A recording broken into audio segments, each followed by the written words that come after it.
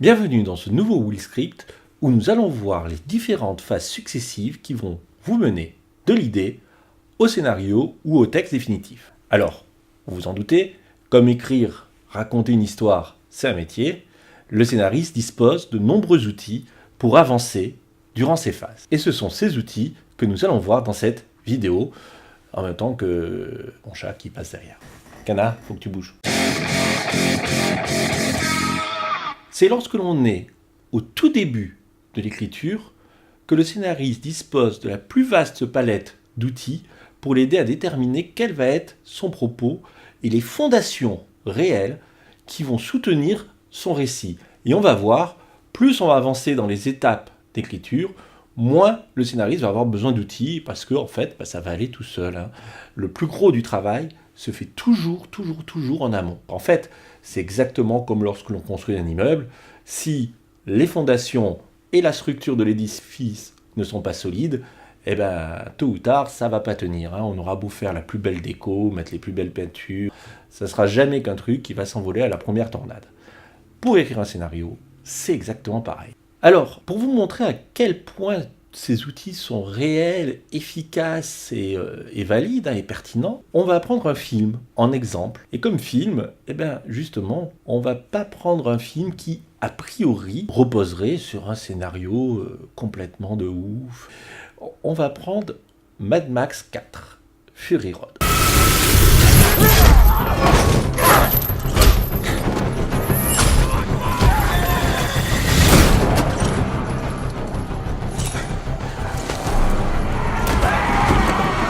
Et vous allez voir que même sur un film comme ça, où on pourrait se dire, oui, c'est un film qui est flamboyant, qui est d'action, qui est super rythmé, c'est une véritable symphonie. Si vous ne l'avez pas vu, regardez-le, à mon sens, c'est un chef-d'œuvre. Mais dont le scénario pourrait tenir sur un timbre-poste. On va voir que même là-dessus, justement, le travail d'écriture derrière est super rigoureux. Et c'est pour ça que j'ai choisi ce film-là en exemple plutôt qu'un film d'auteur à la française ou même qu'un film à l'écriture plus complexe, comme Fight Club ou Seven. Mais on va voir que même sur un film d'action comme ça, la maîtrise des outils d'écriture par le scénariste reste fondamentale.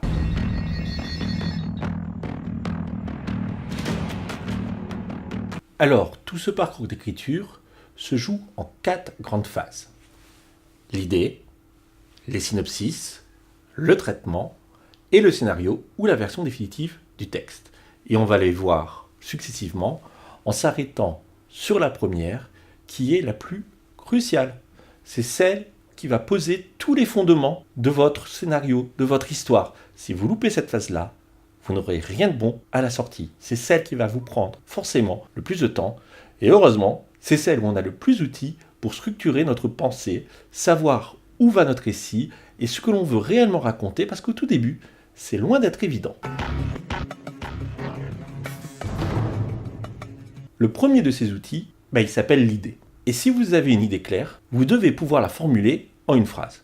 D'ailleurs, on va voir que tous les outils que l'on utilise dans cette phase tiennent toujours en une phrase. Alors, comment s'exprime l'idée ? L'idée, c'est un protagoniste qui doit surmonter des obstacles pour atteindre tel objectif. Sinon, il se passera quelque chose.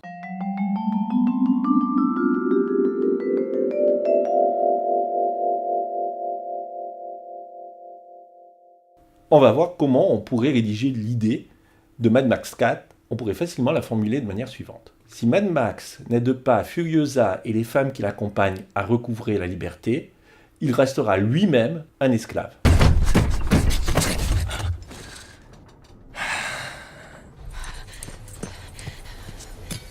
Un coupe-circuit.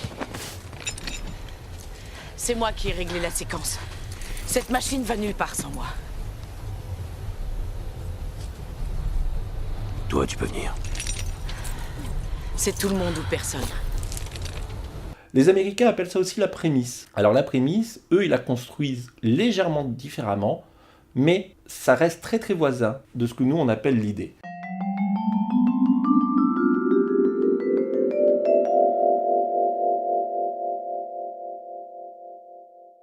La prémisse est donc le lien le plus direct entre le personnage et l'intrigue. le protagoniste, confronté à l'élément déclencheur, débouche sur une intrigue dont... Au secours, Obi-Wan Kenobi, vous êtes mon seul espoir.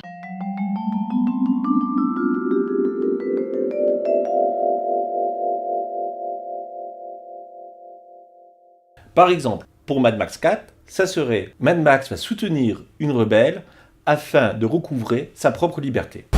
On traîne à point mort. Sans doute la réserve de carburant. Non, non. J'y vais.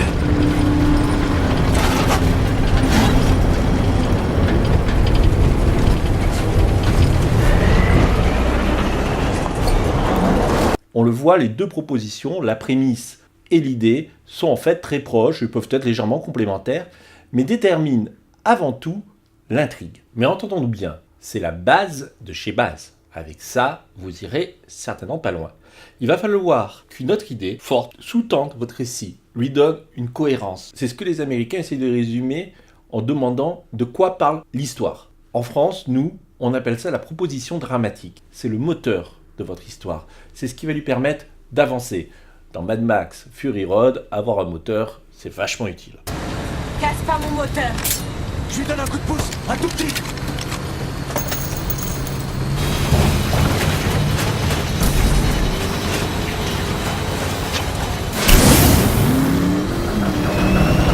Eh bien, on pourrait la formuler de la manière suivante.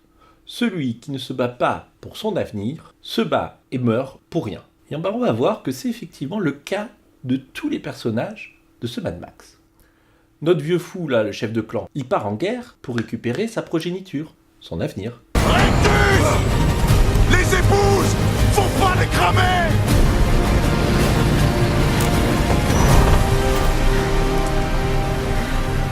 Splendide! Splendide! C'est mon enfant! C'est à moi! Et puis les femmes qui accompagnent Furiosa, elles veulent échapper à leur avenir. Comme Furiosa d'ailleurs, elle veut retrouver l'endroit d'où on l'a enlevée. Elle veut un autre futur que ce qu'elle a vécu jusqu'à présent. Cet endroit, comment tu sais qu'il existe? Je le sais parce que j'y suis né. Pourquoi t'en es parti? Pas eu le choix. On m'a enlevé quand j'étais très jeune. Volé.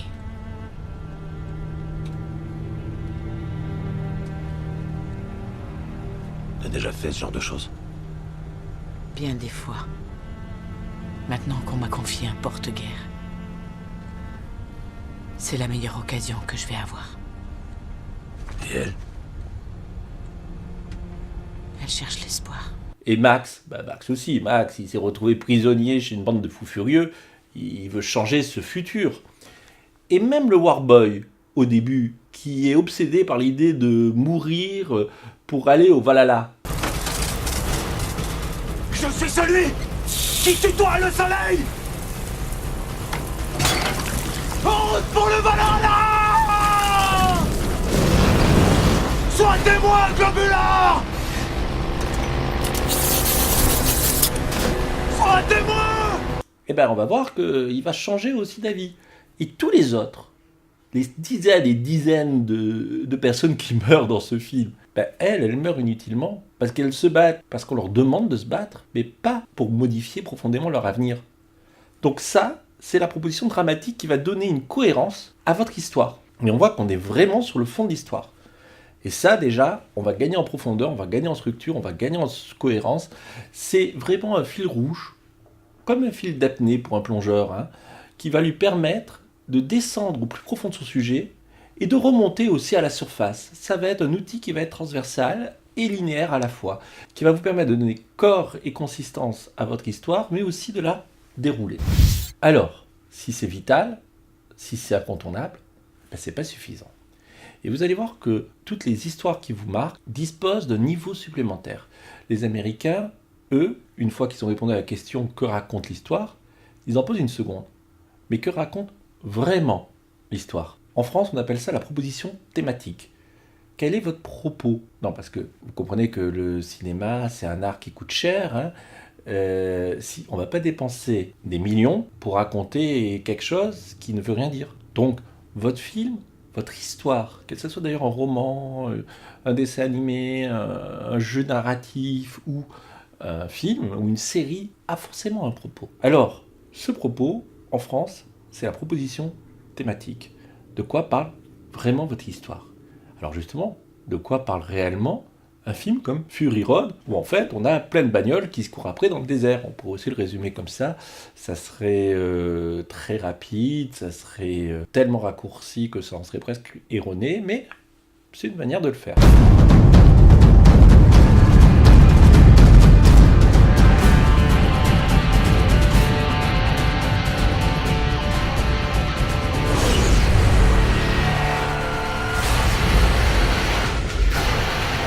Alors, l'une des manières de formuler en une phrase, toujours en une phrase, la proposition thématique de Fury Road serait « On ne résout pas un problème en le fuyant, mais en le combattant ». Et là, vous verrez que cette proposition thématique, c'est aussi le cœur de ce que dit Fury Road. C'est simple, mais c'est différent de la proposition dramatique. Écoute, la journée sera dure, mais je te garantis qu'à 160 jours de moto par là, tu trouveras que du sel. Alors que si on repart dans l'autre sens, ensemble, il y aura peut-être une forme de rédemption.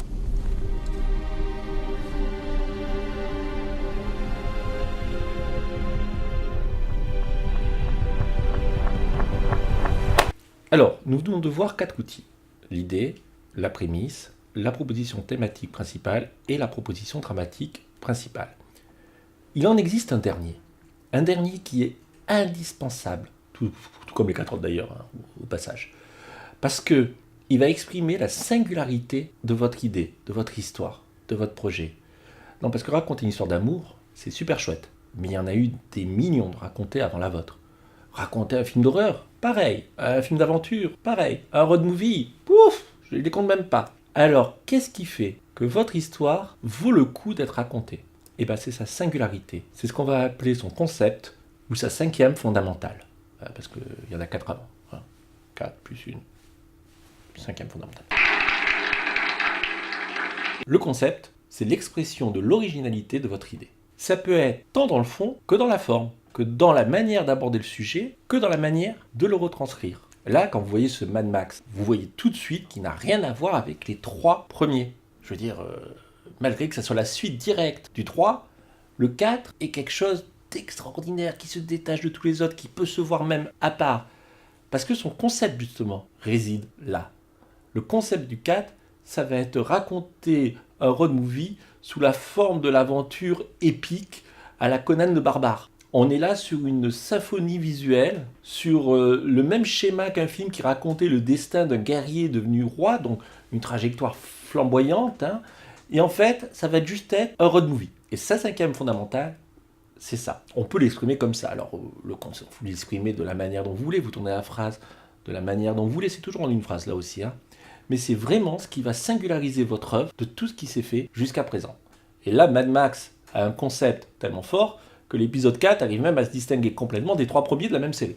On ne peut pas faire plus fort que ça, le concept. Hein. Sans pour autant en être complètement étranger. Hein. Une fois que vous aurez déterminé tout ça, il va falloir aussi déterminer la structure de l'histoire et les personnages. Ce sont 2 étapes très importantes du processus créatif. Et il y a de nombreux outils pour vous aider à les définir et à les aborder au mieux. Alors on ne va pas en parler maintenant parce que ça va être très long et ça va sortir du cadre de la thématique de cette émission, mais on y reviendra dans d'autres émissions plus tard, hein, dans la suite de ces Will Script. On va passer à l'autre étape d'écriture, qui est la rédaction des synopsis.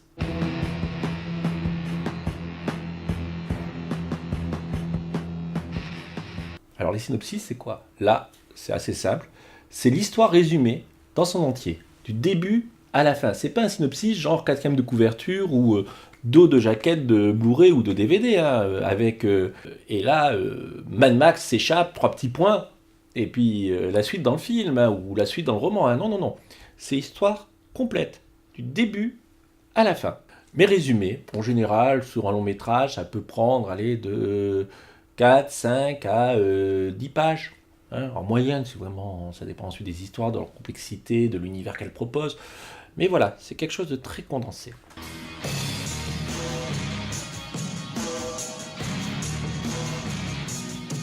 L'étape qui suit, c'est le traitement. Alors le traitement, on va rentrer nettement plus dans le détail.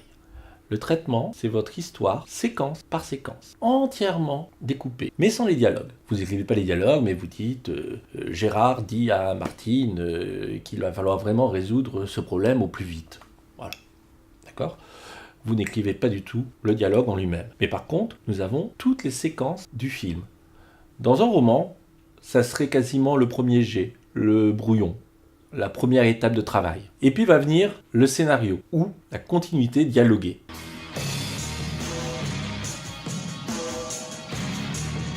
Et là, c'est marqué dessus, ça va être le traitement plus les dialogues. En roman, c'est la version finale de votre texte.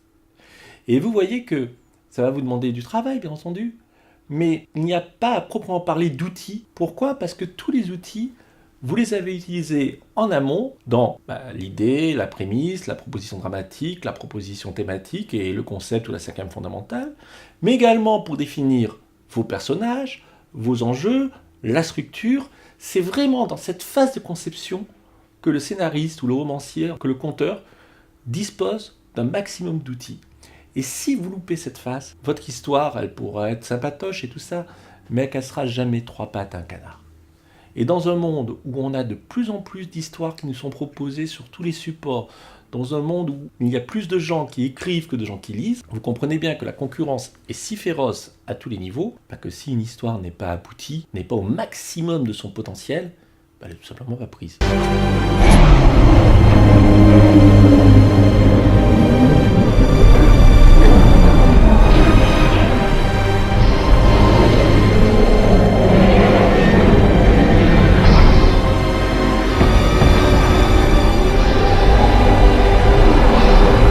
Alors, j'ai souvent dans des formations ou parmi mes étudiants des gens qui me disent « Ouais, mais vous croyez vraiment que le scénariste de Mad Max 4, il a pensé à tout ça ?»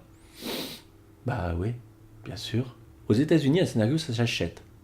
Vous croyez vraiment que le producteur qui a acheté le scénario de Mad Max 4 150 000 €, il a dit à un gars « Écoute, mets-toi derrière ta machine, écris pour moi un petit truc, et puis tiens, voilà 150 000 balles ».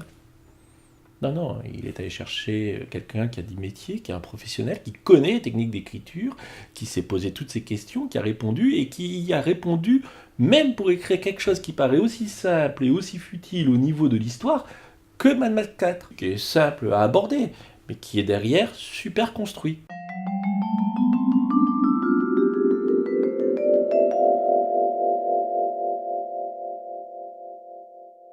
Alors, ne vous méprenez pas, c'est un métier, on est payé parce que nous sommes des professionnels, donc nous maîtrisons une technicité, et par-dessus, nous y ajoutons notre créativité. Notre créativité, c'est la manière dont on va décorer, ça va être la manière dont on va peindre, les matériaux que l'on va utiliser par-dessus la structure et les fondations. Et ça, c'est vital, bien entendu. Mais si la structure et les fondations n'existent pas, on a beau avoir toute la créativité du monde, il n'y aura jamais de bâtiment qui tiendra debout. Voilà, j'espère que cet épisode vous sera utile, et je vous dis à très bientôt pour un prochain Will Script.